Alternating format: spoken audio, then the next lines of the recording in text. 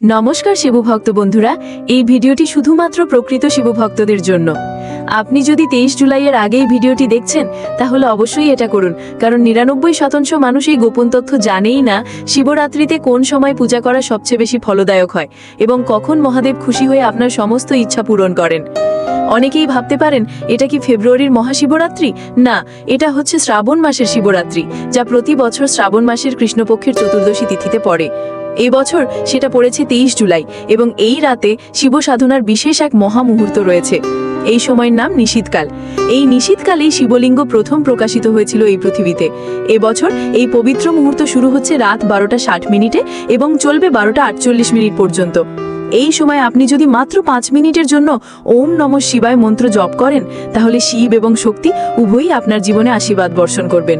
আপনার সমস্ত ইচ্ছা পূরণ হবে এবং আপনি তাদের চরণে স্থান লাভ করবেন।